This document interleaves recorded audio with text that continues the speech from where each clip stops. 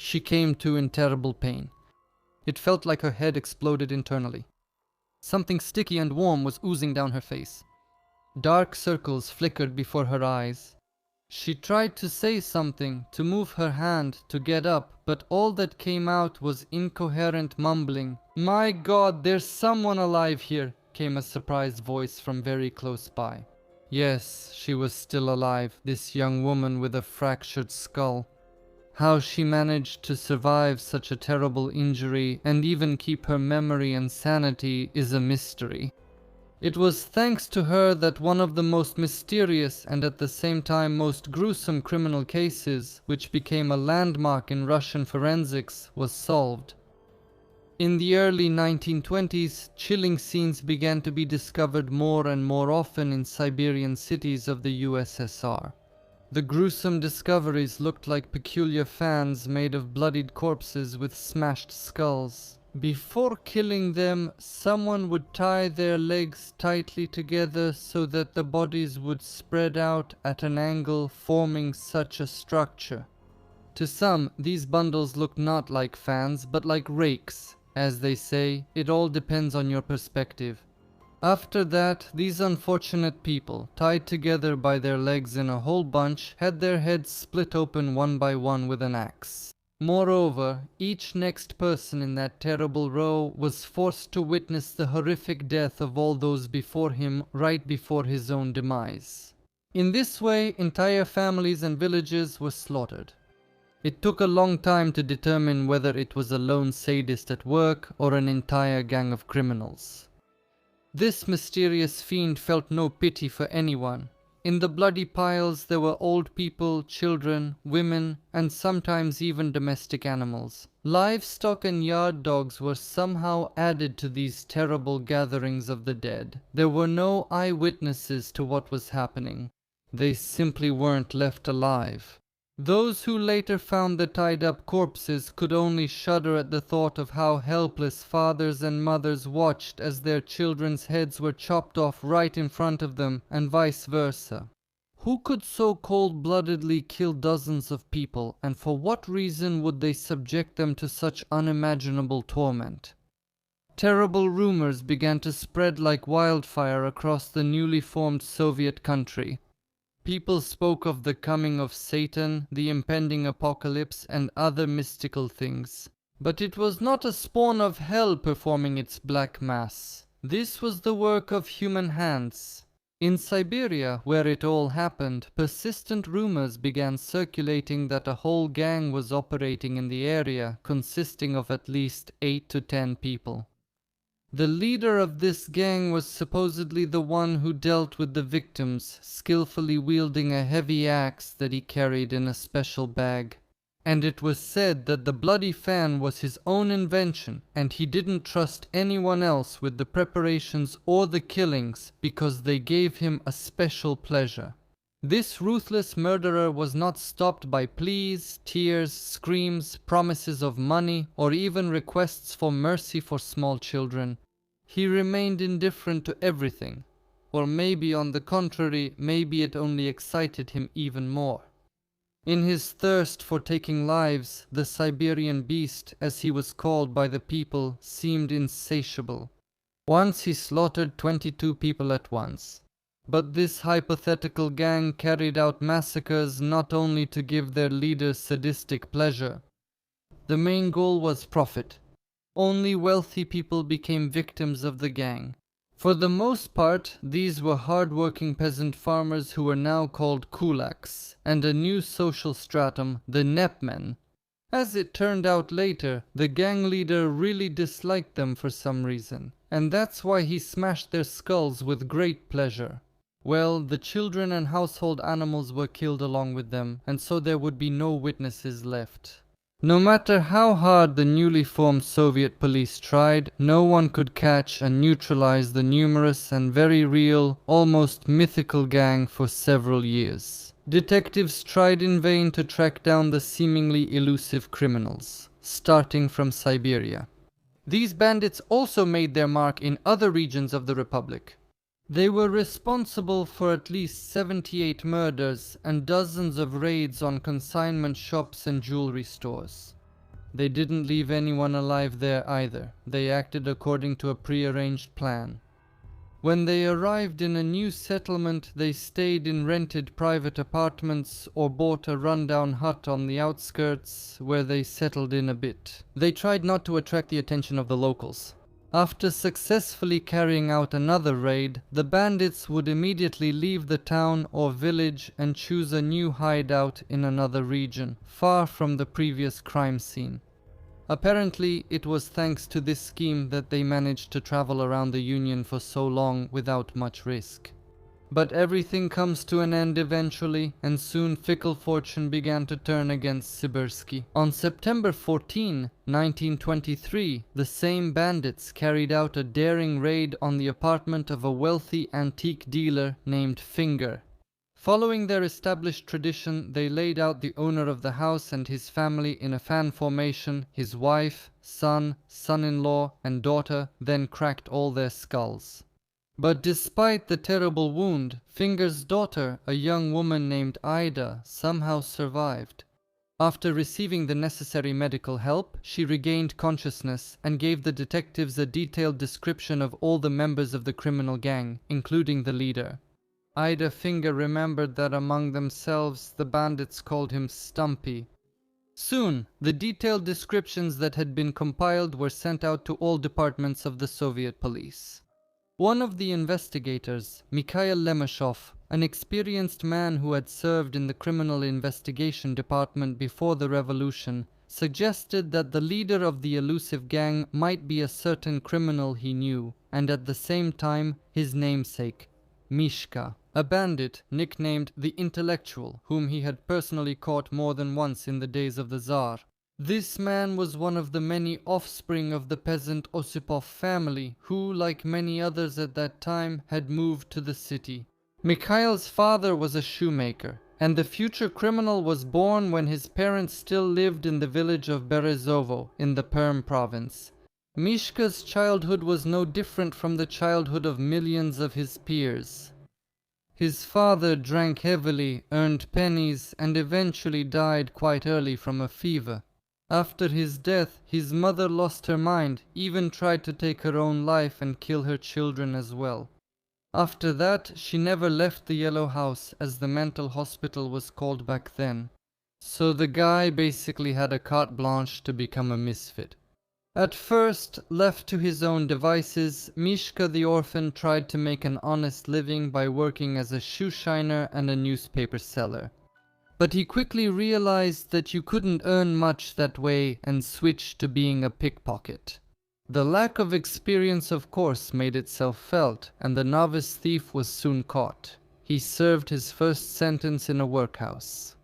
After being released, he tried to straighten out and even went to study.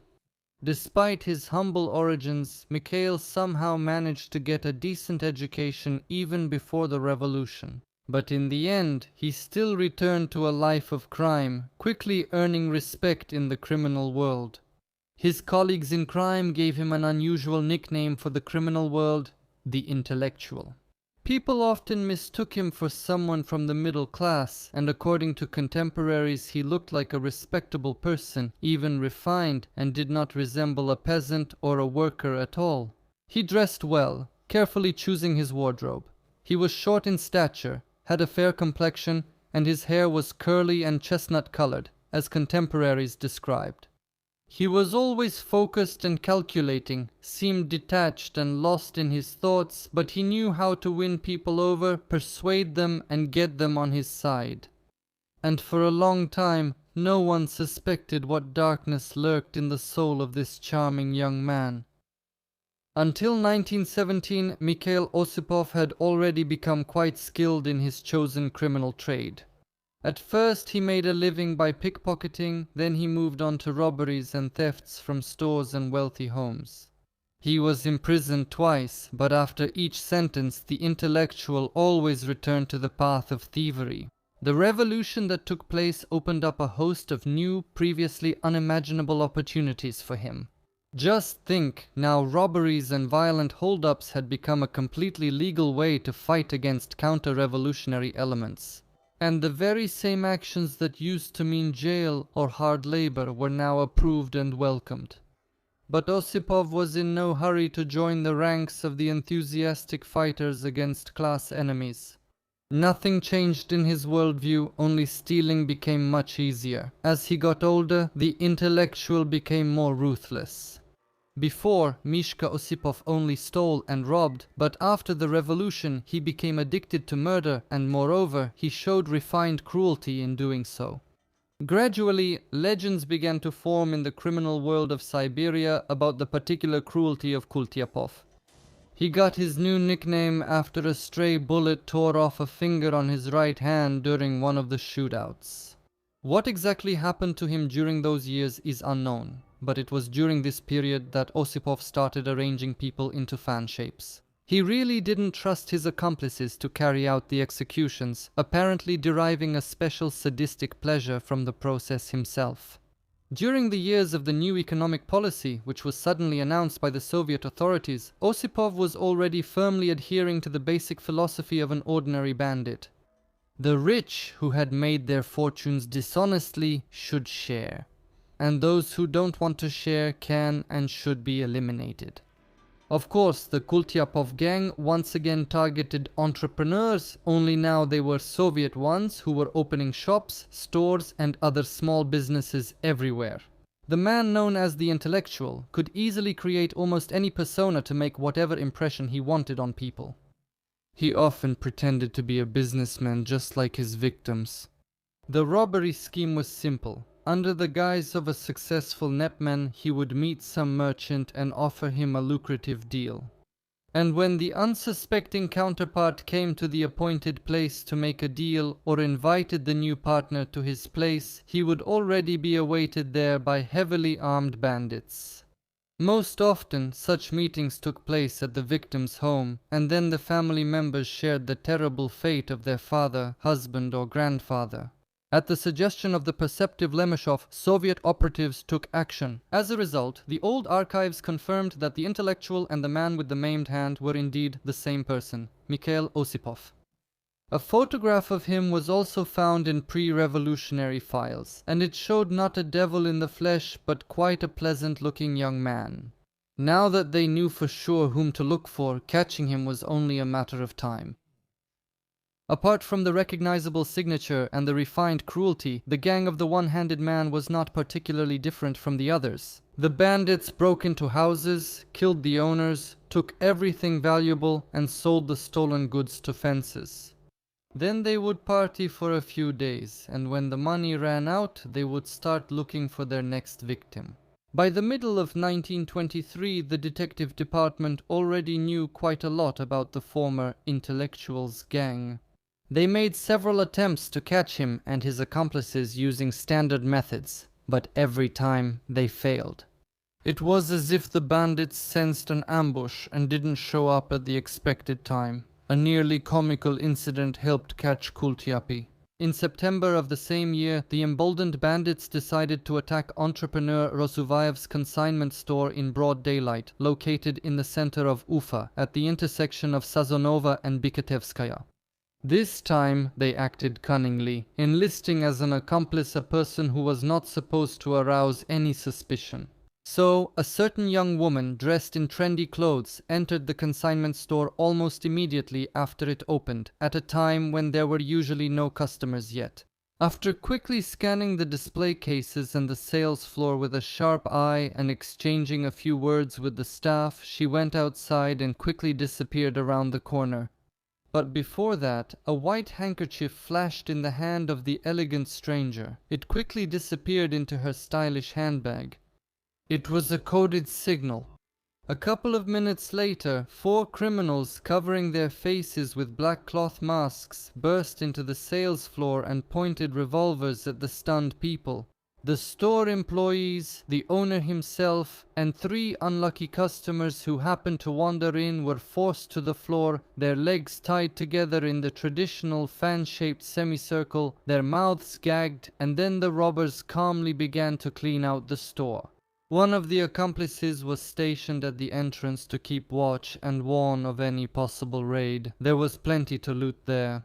Among other things, the consignment shop sold gold and jewelry. At that moment, the local priest, Father Georgi, approached the store for some reason. The bandits standing outside didn't sense any danger. In fact, quite the opposite. A massive gold cross hung on the priest's chest. "The loot is coming right into my hands," thought the criminal, and he let the priest into the shop. And when he saw what was happening, the priest was taken aback at first. The bandits rushed at him and tried to overpower him, but it wasn't that simple. It turned out that the priest not only saved souls with prayers, but also practiced wrestling in his spare time, which was of course rather unexpected for someone in his line of work. And by nature, the priest was strong and sturdy, apparently not one of the timid ones. Literally scattering the attackers, the priest rushed out of the store to get help. Out on the street, he immediately let out a loud cry, which quickly brought the law enforcement officers running. The criminals scattered in all directions. The police officers and some civilians didn't lose their heads and rushed in pursuit. Among the pursuers, the most agile was an experienced detective named Yakin. He quickly caught up. He assessed the situation and literally on the run, skillfully organized the capture of the criminals. Most of the raiders didn't get far, even though they tried to blend in with the crowd. As a result, 3 of the bandits were caught nearby, including the leader of the gang. The detainees had their weapons and the stolen goods, which they had managed to stuff into their pockets, confiscated. Of course, none of them had any documents on them, and they gave fake names. To establish their identities, all of them were detained. Kultyapi did his best to confuse the detectives and introduced himself as someone named Yershov, but of course, his signature bloody fan pattern gave him away completely. There was also a matching distinctive feature, the missing index finger on his right hand. Realizing that they had caught not just anyone but the leader of a long-wanted gang, the police officers placed the detainee in solitary confinement. After several intense interrogations, including showing the detainee a police bulletin with photographs, he confessed that yes, he really was Mikhail Osipov, also known as Kultyapi. One of the leader's accomplices, a certain Zinkovich, gave similar testimony. The capture of the seasoned villain was immediately reported to the Central Criminal Investigation Department. It was decided not to entrust the investigation of such a high-profile case to the local officers. For this purpose, by decision of the Central Investigation Office, Filip Varganov was sent to Ufa.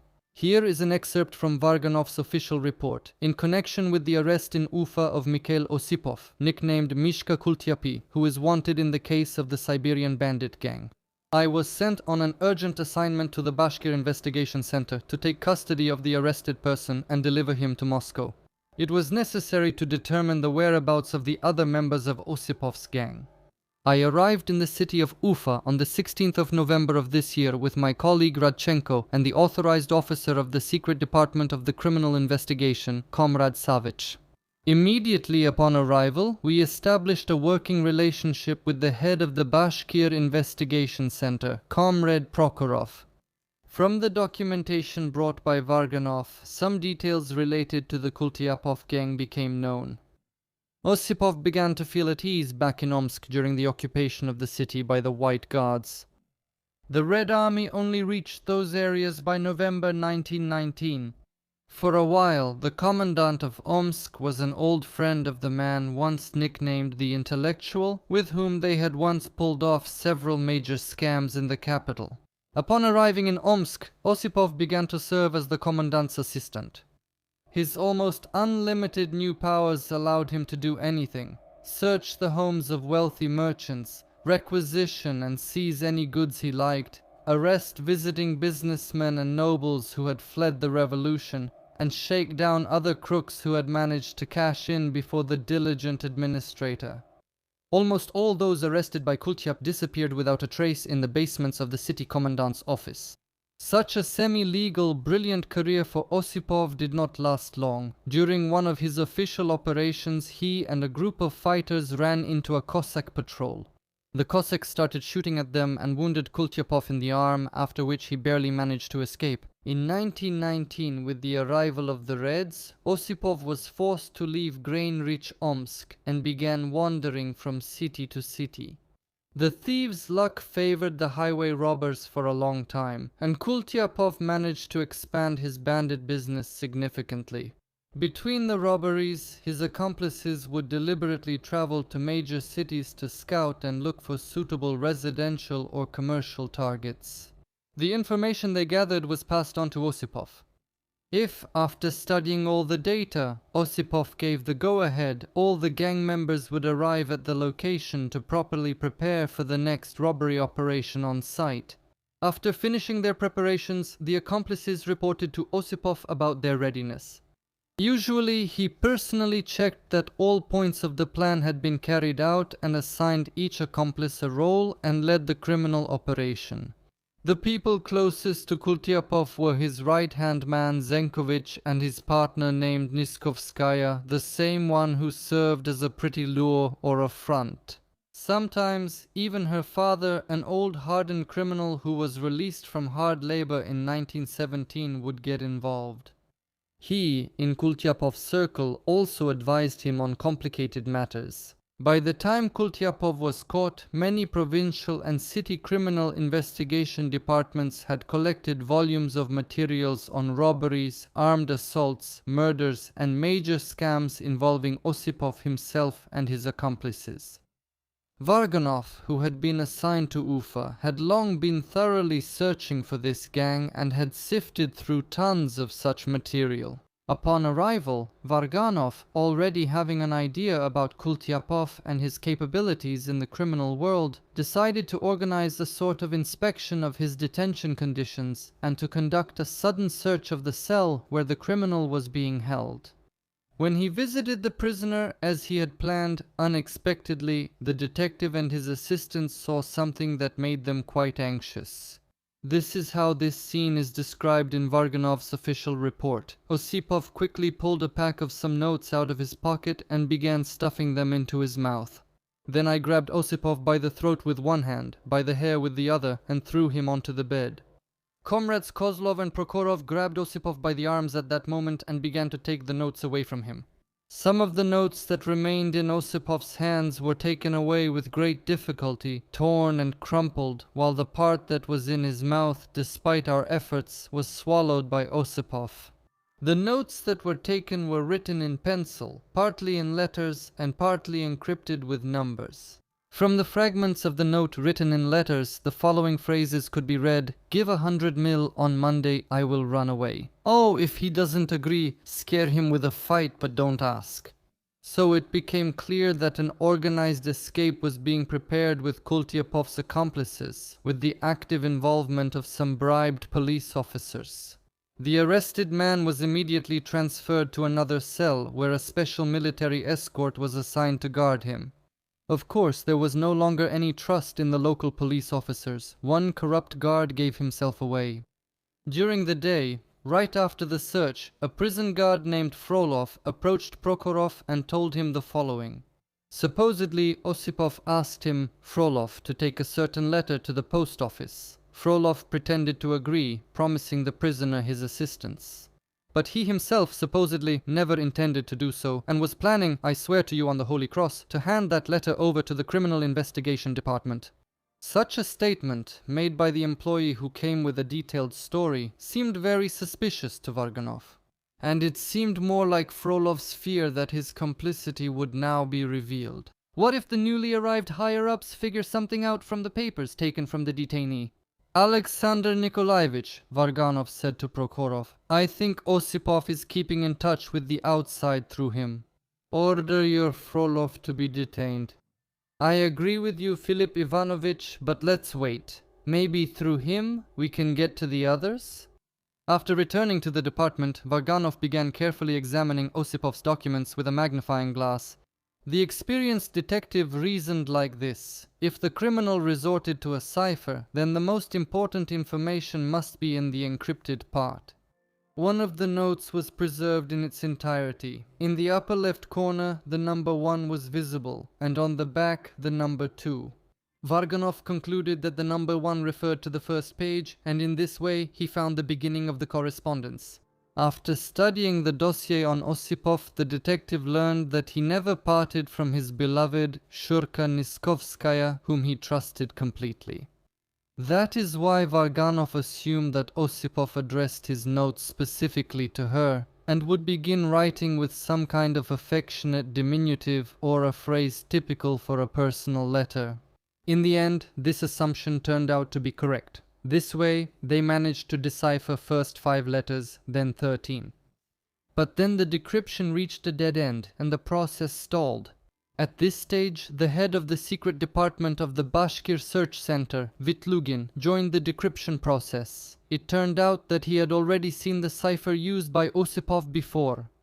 Through joint efforts, the notes were finally decrypted. Their contents confirmed the worst fears. They also managed to identify the recipient. It was actually Kultyapov's mistress, Alexandra Niskovskaya.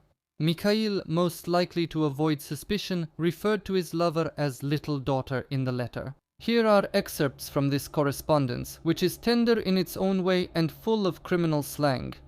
Dear little daughter, I kiss you 10,000 times. Daughter, I was afraid to trust that man. You know yourself that this is no joke, and you were probably waiting for him in vain. Daughter, things are very bad for me. It's completely impossible to get away without the help of a cop, but you can't trust him. Even if you give him money in advance, he won't help. He'll only make things worse. Dear daughter, I'm going crazy here. I'm planning day and night. Daughter, they're keeping me under incredibly tight guard and watching me. I'll have to do it this way. If the cop helps, then I'll only have to take out 1 cop in the yard, and maybe I won't even have to deal with the second one. But if I don't get help from the cop, I'll have to take out 4 in the building and 2 in the yard, not counting the ones outside. And even then, without help, it might not work out at all. But I can't put it off any longer. They've already checked up on me, found out who I am. I've got fake documents, and Omsk isn't far off. Buza got my note too, and all of this was mixed in with specific instructions for my accomplices. From the fragments of surviving phrases, it was established for sure that Osipov had managed to bribe one of the guards. This person was the one passing things along. He delivered Osipov's encrypted notes to Niskovskaya and carried out other small tasks for the prisoner. The greedy one turned out to be the guard Frolov, who hurried to Varganov with some far-fetched explanations. It also turned out that Kultyapy was already preparing to escape. Having received undeniable evidence, Varganov immediately ordered Frolov to be arrested and then carefully inspect all the cells where Kultyapy was held. There turned out to be as many as 3 of them. After a thorough inspection, the detectives found a lot of interesting things there. With the help of a corrupt guard, the intellectual managed to get an English gimlet, keys to many doors in the prison block, including those leading to the yard, and even a Nagant revolver with 7 bullets. Apparently, it was with this weapon that Osipov planned to shoot the policeman guarding the building. All these valuables were hidden in cleverly disguised caches. The holes in the floor where the keys were kept were sealed with breadcrumbs.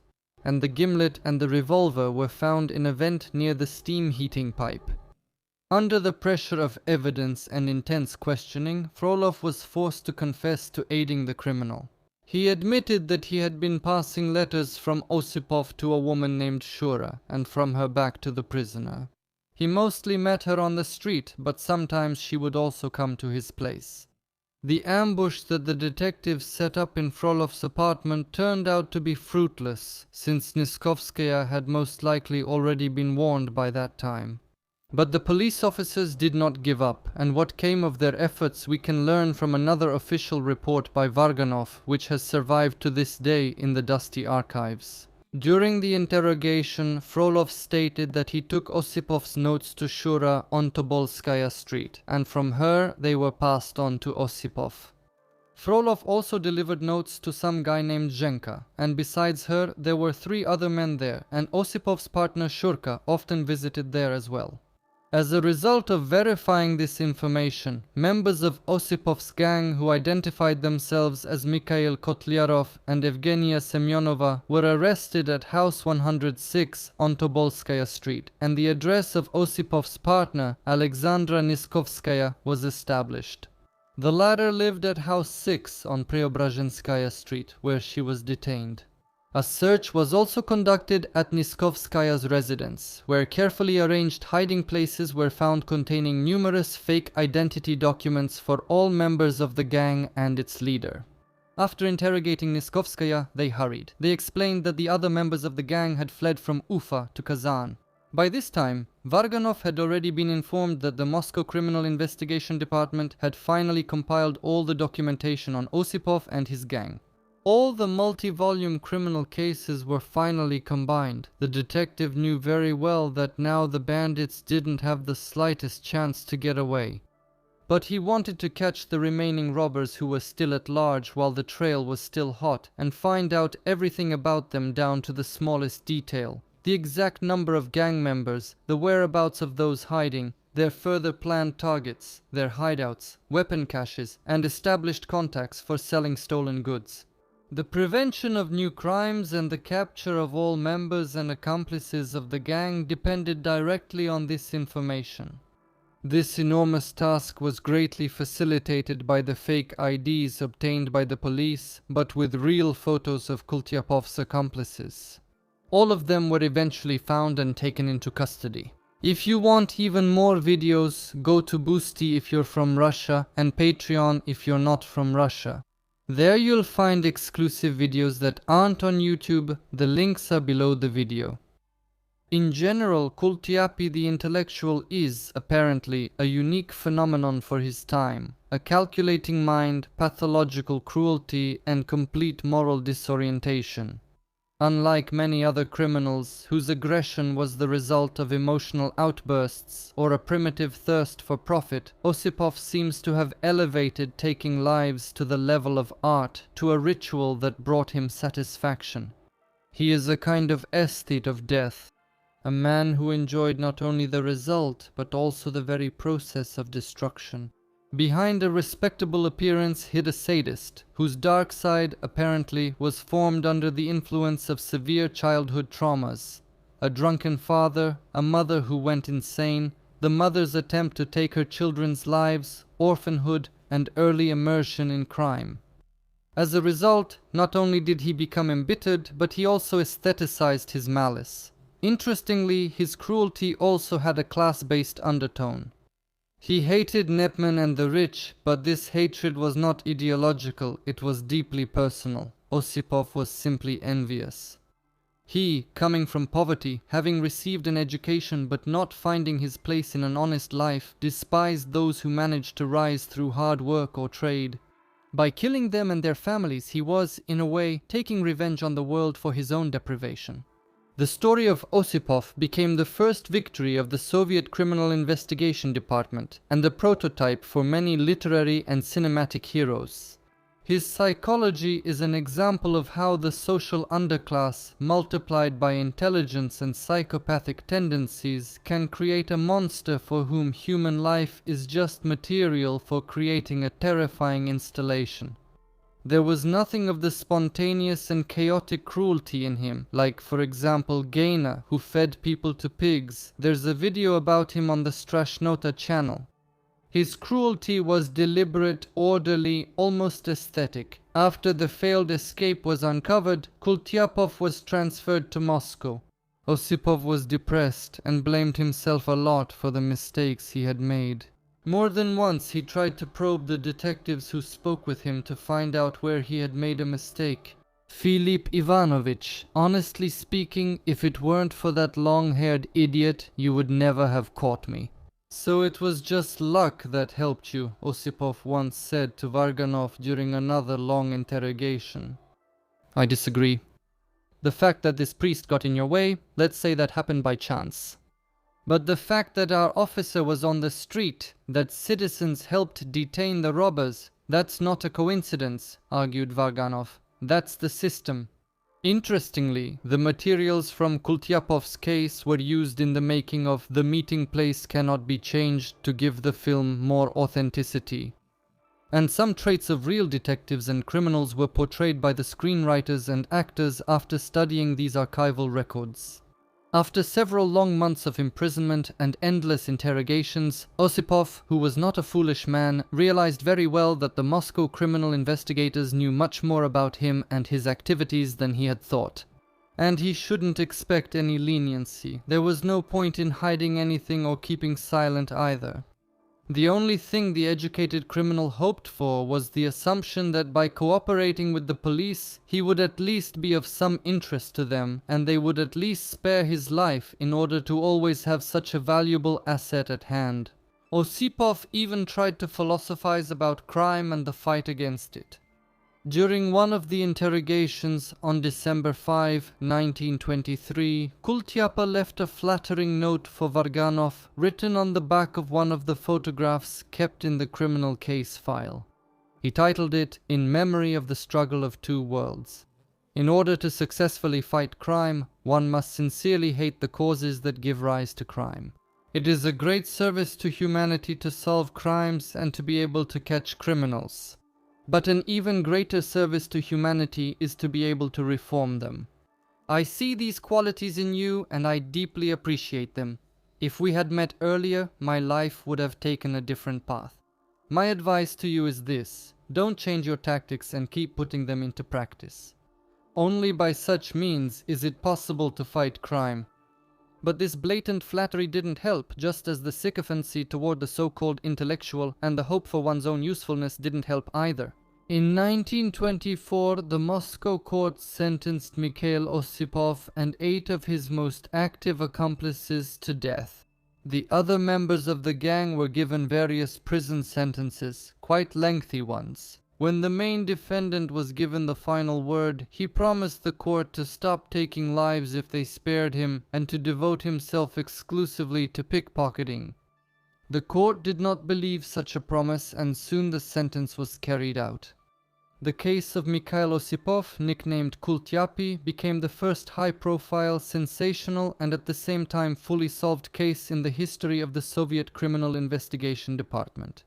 And what do you think about this case? Write comments, like or dislike, subscribe to Telegram, Boosty and Patreon, and watch other videos on the channel right now. They're on your screen.